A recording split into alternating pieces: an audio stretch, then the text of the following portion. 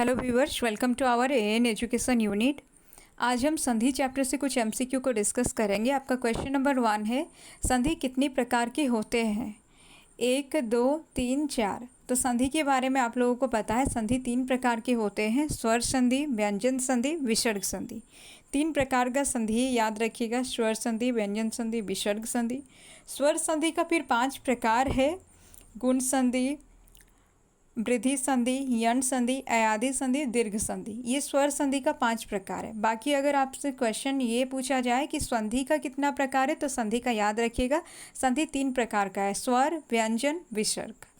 अब यहाँ पर देखिए, क्वेश्चन नंबर 1 में आपका था संधि कितने प्रकार के हैं, उसका आंसर जो है ऑप्शन जो है सी ऑप्शन सही है। 1 का सी ऑप्शन सही है, संधि 3 प्रकार के होते हैं। क्वेश्चन नंबर 3, दयानंद में प्रयुक्त संधि का नाम है। अब दयानंद जो है, इसमें कौन सा संधि है ये आपको पूछा गया है। अब देखिए, स्वर संधि को पहचानने का बहुत ही आसान तरीका होता है कि आप अगर ये 5 चीज़ को याद रखते हैं, आपका स्वर संधि का जो 5 प्रकार है, आप इसको ढूंढ सकते हैं ये पांचों प्रकार में से कोई प्रकार है या नहीं है, या कौन सा प्रकार है।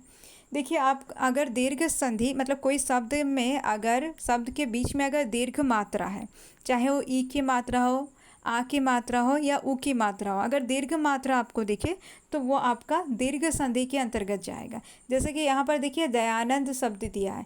दयानंद शब्द में य में आ की मात्रा है, तो यहाँ पर जो शब्द है उसके बीच में आ की मात्रा है, तो ये दीर्घ संधि के अंतर्गत जाएगा। उसी तरह से गुण संधि में क्या आपको देखना है कि एक शब्द के बीच में ए की मात्रा या ओ की मात्रा अगर आपको नजर आए तो वो शब्द जो है गुण संधि के अंतर्गत जाएगा। उसी तरह वृद्धि संधि में क्या होगा, गुण से वृद्धि होता है, तो गुण संधि में ए की मात्रा या ओ की मात्रा आपको दिखेगा बीच में। वृद्धि संधि में ए की मात्रा, ओ की मात्रा बीच में दिखेगा। कोई भी शब्द के बीच में अगर ए की मात्रा है या ओ की मात्रा है, वो वृद्धि संधि के अंतर्गत जाएगा। और उसके बाद में अयादि और यण संधि। अयादि में क्या कीजिएगा, अयादि में देखिएगा आपका आओ, आए, उई, ई, ये सब आपको दिखेगा। मतलब आ, वो, आओ ये दिखेगा, अ, य, अय दिखेगा आपको, व में दीर्घ ई, य में दीर्घ ई, ये सब अगर आपको दिख जाए, ये अयादि संधि के अंतर्गत जाता है। और उसके बाद कौन बचा, यण संधि। यण संधि में क्या होगा, आधा वन के बाद में य होगा या फिर वो होगा। अगर कहीं पर आपको आधा वन के बाद में य दिखता है या वो दिखता है, वो आपका यण संधि के अंतर्गत जाएगा। आप इस तरह से भी याद रख सकते हैं। इस तरह से संधि, स्वर संधि का भेद को आप पहचान सकते हैं। अगर आप इतना याद रखिएगा तो स्वर संधि से एटलीस्ट आपका एक भी क्वेश्चन गलत नहीं होगा। अगर आपको संधि पहचानने के लिए बोला जाए, आप पहचान पाइएगा। तो 3 नंबर क्वेश्चन जो है दयानंद, इसमें जो संधि है वो आपका दीर्घ संधि है। 3 का आपका बी ऑप्शन सही है। क्वेश्चन नंबर 4, कपिस में प्रयुक्त संधि का नाम बताइए। वृद्धि संधि, दीर्घ संधि, यण संधि, विसर्ग संधि। अब कपिस जो है विसर्ग संधि के अंतर्गत तो जाएगा नहीं, स्वर संधि का ही भेद है। तो स्वर संधि में से आपको 3 संधि में से एक बताना है, वृद्धि है, दीर्घ है या यण है। देखिए, वृद्धि संधि में ए और ओ की मात्रा जो इसमें नहीं है। यण संधि में क्या होना चाहिए था, यण संधि में आधा वर्ण में य और वो होना चाहिए था, लेकिन आधा वर्ण में य और वो यहाँ नहीं है, और ना ही ओ और ए मात्रा यहाँ पर है। तो बचा गण दीर्घ बचा, और इसमें अगर आप देखिएगा दीर्घ मात्रा आपको बीच में नजर भी आएगा। तो इसलिए 4 नंबर का बी ऑप्शन सही है। कपिस जो है दीर्घ संधि के अंतर्गत जाएगा। क्वेश्चन नंबर 5, सदैव में प्रयुक्त संधि का नाम है। अब देखिए, सदैव क्या है, ये व्यंजन संधि है, स्वर संधि है या विसर्ग संधि है। आप देखिए, इसमें से सही ऑप्शन तो होगा बी, सदैव जो है स्वर संधि ही है। लेकिन स्वर का कौन सा भेद है, ये मैं आपको बताई थी। ओ या ए अगर आपको नजर आए तो वो किस में जाएगा, ओ और ए जो है वृद्धि में जाएगा। तो ये वृद्धि स्वर संधि का उदाहरण है सदैव। इसमें जो क्वेश्चन में जो ऑप्शन से दिया है उसके अकॉर्डिंग बी ऑप्शन आपका सही होगा, सदैव जो है स्वर संधि है। क्वेश्चन नंबर 6, इनमें कौन स्वर संधि का उदाहरण है। इनमें से आपको ढूंढना है कि कौन सा स्वर संधि का उदाहरण है। संयोग, मनोहर, नमस्कार, पवन। अब चारों ऑप्शंस में से अगर आप देखिएगा, 6 का जो है डी ऑप्शन आपका सही होगा। पवन जो है ये आपका स्वर संधि का उदाहरण है। पवन शब्द जो है स्वर संधि का उदाहरण है। अब ये पवन जो है, इसमें देखिए वो है, ठीक है, मतलब दीर्घ मात्रा इसमें नहीं है, तो आप पवन शब्द से पहचानिए, दीर्घ मात्रा नहीं है मतलब ये दीर्घ संधि नहीं है। ए या ओ नहीं है तो ये गुण संधि नहीं हुआ। ए और ओ नहीं है तो इस हिसाब से अगर आप देख, ये वृद्धि संधि के अंतर्गत भी नहीं जाएगा क्योंकि ए और ओ नहीं है। अब बचा कौन? यण और अयादि। अयादि में क्या होगा? यण में क्या होगा? आधा वन में ये लगेगा या वो लगेगा, तो आधा वन भी यहाँ पर नहीं है तो ये यण संधि भी नहीं हुआ। बचा कौन? अयादि।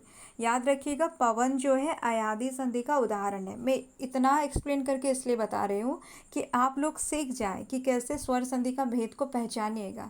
बहुत ईजी है स्वर संधि का भेद को पहचाना। अगर आपका स्वर संधि का भेद याद रह गया है आपका, तो उसके बाद और बहुत कम पार्ट बचता है जिसको आपको प्रैक्टिस करना है संधि से। 6 का जो है स्वर संधि का उदाहरण डी है और स्वर में से ये आपका जाएगा अयादि संधि के अंतर्गत पवन शब्द जो है।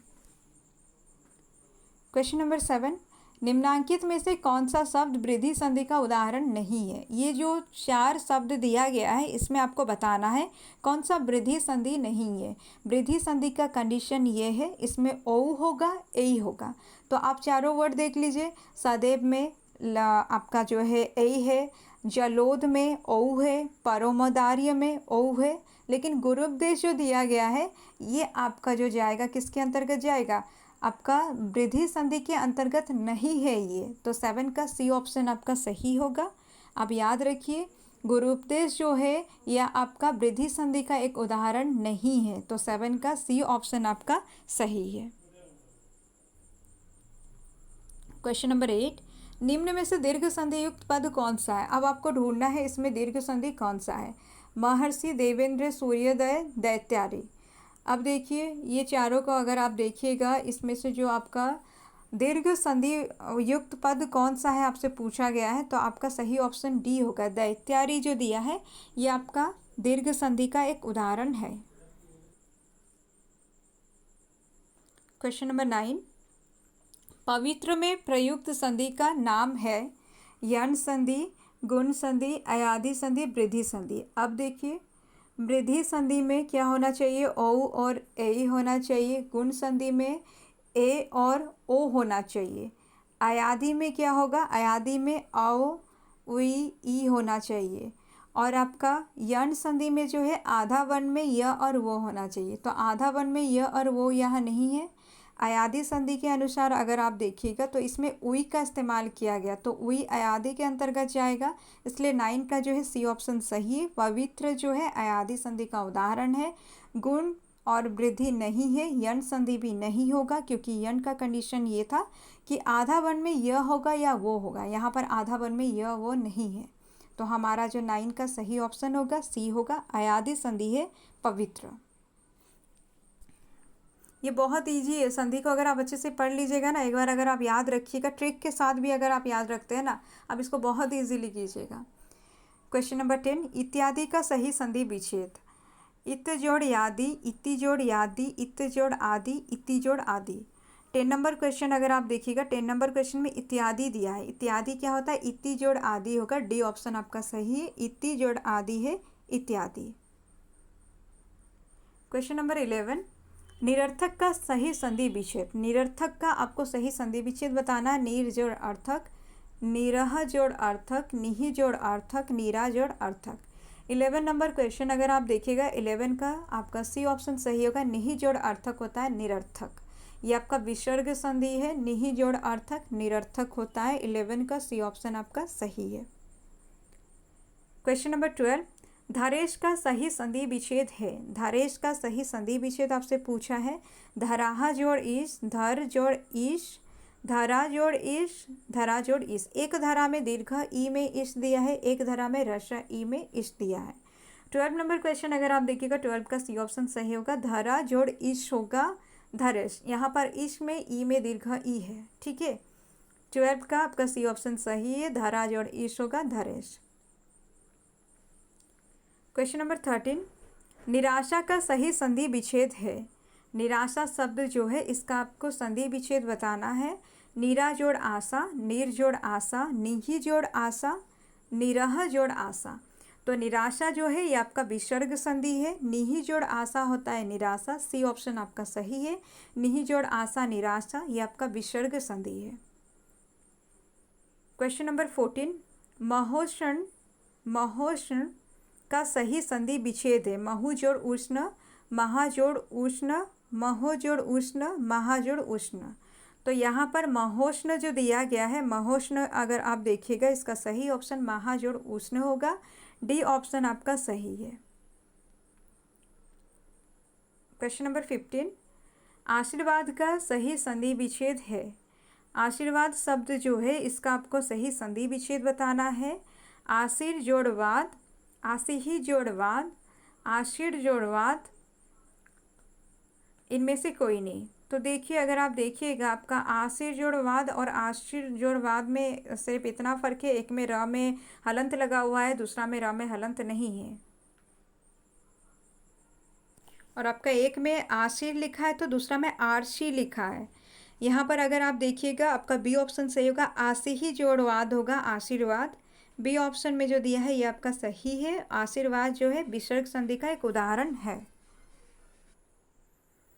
क्वेश्चन नंबर 16, महेश का सही संधि विच्छेद है। महो जोड़ ईस, महा जोड़ ईश, मही जोड़ ईस, मही जोड़ ईस। एक में देखिए मही जो है रस्व ई है हमें, और दूसरा मही में हमें दीर्घ ई है। 16 नंबर क्वेश्चन अगर आप देखिएगा यहाँ पर महो जोड़ ईस एक दिया है और एक में महा जोड़ ईस दिया है। अब चारों ऑप्शंस को अगर आप देखते हैं आपका सही ऑप्शन होगा महा जोड़ ईश और ई में दीर्घ ई होगा। महा जोड़ ईश जो है ये आपका महेश है, ये याद रखिएगा। महा जोड़ ईश होता है महेश, और ये महेश जो है ये आपका गुण संधि का एक उदाहरण है। क्वेश्चन नंबर 17, सन्मति का सही संधि विच्छेद है। सम जोड़ मति, सन जोड़ मति, सद जोड़ मति, सत जोड़ मति। सन्मति लिखा है, सन्मति आप अगर इसको पढ़िएगा सन्मति इसको पढ़ना है, लेकिन इसका जब संधि विच्छेद कीजिएगा सत्य जोड़ मति होगा। ये आपका व्यंजन संधि का एक उदाहरण है। सत्य जोड़ मति होता है सन्मति। 17 का डी ऑप्शन आपका सही है। क्वेश्चन नंबर 18, अन्वय का सही संधि विच्छेद है। अन्वय शब्द जो है इसका आपको सही संधि विच्छेद बताना है। अनु जोड़ अय, अनु जोड़ आय, अनु जोड़ अय, अनु जोड़ आय। एक अनु जोड़ अय दिया है, न में रस्व उ है। एक अनु जोड़ अय में न में दीर्घ उ है। और उसी तरह से एक अनु जोड़ आय दिया है, एक अनु जोड़ आय दिया है। एक में रस्व, एक में दीर्घ उ। 18 नंबर क्वेश्चन अगर आप देखिएगा अन्वय जो है इसका सही संधि विच्छेद होगा। ए ऑप्शन आपका सही है, अनु जोड़ अय होगा। अनु में न में रस्व उ होगा। 18 का ए ऑप्शन आपका सही है। क्वेश्चन नंबर 19, परोपकार में प्रयुक्त संधि का नाम है। परोपकार विसर्ग संधि, गुण संधि, वृद्धि संधि, यन संधि। यहाँ परोपकार में देखिए ओ लगा हुआ है। ओ जो है क्या है, गुण संधि। अगर ओ होता तो वृद्धि संधि होता है, यहाँ ओ दिया है तो ये गुण संधि के अंतर्गत जाएगा। परोपकार जो है गुण संधि का एक उदाहरण है। 19 का बी ऑप्शन आपका सही है। क्वेश्चन नंबर 20, निम्नांकित में से कौन सा शब्द स्वर संधि का उदाहरण है। आप अगर यहाँ पर देखिएगा चार ऑप्शंस में से अधोगति, उच्चारण, दिग्गज, मनवंतर, यहाँ पर आपको बताना है कि कौन सा जो है स्वर संधि है। मतलब इनमें से व्यंजन और विसर्ग को हटाकर आपको स्वर संधि बताना है।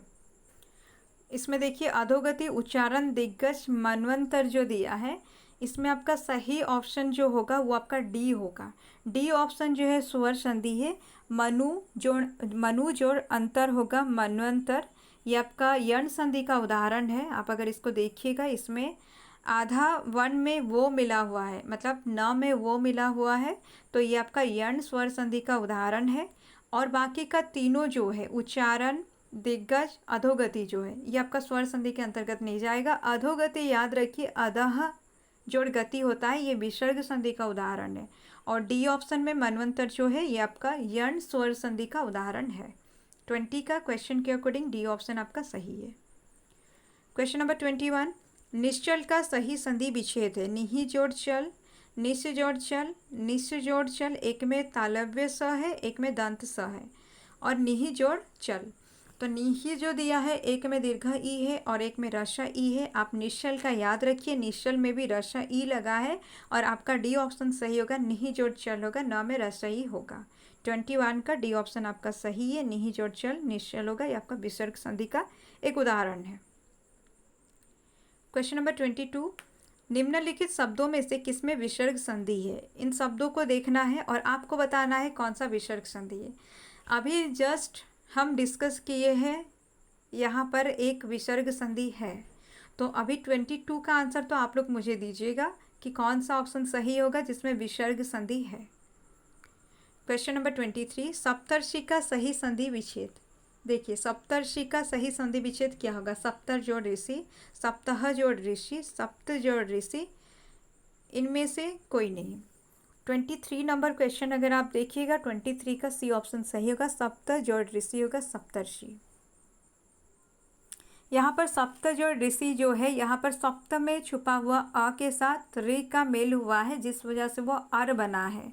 और ये उदाहरण किसका है? गुण संधि का उदाहरण है। याद रखिएगा, अर या अर जो आता है ना, अ में री लगे या आ में री लगकर अर बनता है, ये आपका जो आता है किसके अंतर्गत आता है? गुण संधि के अंतर्गत आता है। तो सप्तर्षि जो है गुण संधि का उदाहरण है, गुण स्वर संधि का उदाहरण है, और सप्त जोड़ ऋषि होगा सप्तर्षि। याद रखिएगा संधि विच्छेद। क्वेश्चन नंबर 24, तपोवन में प्रयुक्त संधि का नाम है। तपोवन, स्वर संधि, व्यंजन संधि, विसर्ग संधि, इनमें से कोई नहीं। अब अगर ये क्वेश्चन आप देखिएगा जो 24 नंबर में, तपोवन जो है ये कौन सा संधि है? सबसे पहले तो इसका संधि विच्छेद कर लीजिए। तपोवन क्या होता है? तपह जोड़ वन होता है। तपह जोड़ वन मतलब विसर्ग लगा है, तो विसर्ग लगा है मतलब ये विसर्ग संधि के अंतर्गत जाएगा। 24 का सी ऑप्शन आपका सही है, तपह जोड़ वन होता है तपोवन। क्वेश्चन नंबर 25, स्वागत में प्रयुक्त संधि का नाम है। स्वागत में कौन सा संधि लगा है? स्वागत देखिए, यहाँ पर व्यंजन संधि, यण संधि, दीर्घ संधि, वृद्धि संधि। ऑप्शन से देखिए, यण संधि है, दीर्घ संधि है, वृद्धि संधि है, व्यंजन संधि। व्यंजन तो नहीं है, स्वर का ही भेद है। अब स्वर का कौन सा भेद है स्वागत में? यण है, दीर्घ है या वृद्धि है? 25 नंबर क्वेश्चन अगर आप देखिएगा, यहाँ पर स्वागत है मतलब एक आधा वर्ण में वो में आ लगा हुआ है, मतलब आधा वर्ण में वो लगा हुआ है। तो आधा वर्ण में वो लगा है मतलब ये किसके अंतर्गत जाएगा? यण संधि के अंतर्गत जाएगा। मैं आपको बताई थी, आधा वर्ण में, आधा वर्ण के बाद य और वो अगर आता है वो आपका यण संधि होगा। तो 25 का बी ऑप्शन सही है, स्वागत जो है यण संधि का एक उदाहरण है। क्वेश्चन नंबर 26, दिगंबर में प्रयुक्त संधि का नाम है। स्वर संधि, व्यंजन संधि, विसर्ग संधि। ये तो बहुत ही इजी क्वेश्चन है। दिगंबर जो है आपका 26 नंबर क्वेश्चन का, ये व्यंजन संधि का उदाहरण है। दिगंबर व्यंजन संधि है। क्वेश्चन नंबर 27, निम्नलिखित शब्दों में से किसमें स्वर संधि है? अतएव, रजनीश, तपोगुण, सदाचार। तो यहाँ पर अगर आप देखिएगा जो 27 नंबर क्वेश्चन है, इसका सही ऑप्शन बी होगा, क्योंकि यहाँ स्वर संधि पूछा है। रजनीश जो है इसमें स्वर संधि है, बाकी का तीनों ऑप्शन में स्वर संधि नहीं है। यहाँ देखिए, अतएव सबसे पहले दिया है, ठीक है। 27 का बाकी का ऑप्शन अगर आप देखिएगा, अतएव जो दिया है, रजनीश जो है दीर्घ संधि, स्वर संधि का जो दीर्घ संधि है, स्वर का जो भेद, उसके अंतर्गत जाएगा। बाकी अतएव अगर आप देखिएगा, अतः जोड़ एव होता है अतएव, तो ये विसर्ग संधि का उदाहरण है। उसके बाद तपोगुण जो है, तपह जोड़ गुण है, तपोगुण, तो ये भी विसर्ग संधि है। सदाचार जो है, सदाचार आप लोग बताइएगा ये कौन सा संधि का भेद है और इसका संधि विच्छेद करके मुझे बताइएगा। क्वेश्चन नंबर 28, प्रत्युपकार का सही संधि विच्छेद। प्रथ जोड़ उपकार, प्रति जोड़ उपकार, प्रति जोड़ उपकार। एक प्रति जोड़ उपकार में दीर्घ ई है, एक प्रति जोड़ उपकार में ह्रस्व ई है, और एक प्रति जोड़ अपकार है। 28 नंबर क्वेश्चन अगर आप देखिएगा, सी ऑप्शन आपका सही है, प्रति जोड़ उपकार होता है प्रति उपकार। प्रति में यहाँ ह्रस्व ई लगेगा। 28 का सी ऑप्शन आपका सही है, प्रति जोड़ उपकार प्रति उपकार। क्वेश्चन नंबर 29, गायक का सही संधि विच्छेद है। गा जोड़ अक, गै जोड़ अक, गे जोड़ यक, गै जोड़ यक। अब 29 नंबर क्वेश्चन अगर आप देखिएगा, ये बहुत ही इजी क्वेश्चन है। इसका सही ऑप्शन जो होगा, इसमें देखिए बी ऑप्शन में जो दिया गया ये आपका बिल्कुल सही है। गै जोड़ अक होता है गायक। आपका सही ऑप्शन जो है बी है, गै जोड़ अक होगा गायक। और ये गै जोड़ अक गायक जो है ये किसका भेद है? ये अयाधी का भेद है। याद रखिएगा, स्वर संधि के अंतर्गत जाता है, अयाधी संधि का ये भेद है। क्वेश्चन नंबर 30, अभिषेक का सही संधि विच्छेद है। अभि जोड़ शेक, अभि जोड़ सेक, अभी जोड़ सेक, अभिय जोड़ सेक। ये आपका हो जाएगा बी ऑप्शन, इसका सही होगा। अभी जोड़ दंत स में एक ही मात्रा और का होगा, मतलब अभी जोड़ सेक होता है अभिषेक, ये दंत स में एक ही मात्रा है। बी ऑप्शन आपका सही है।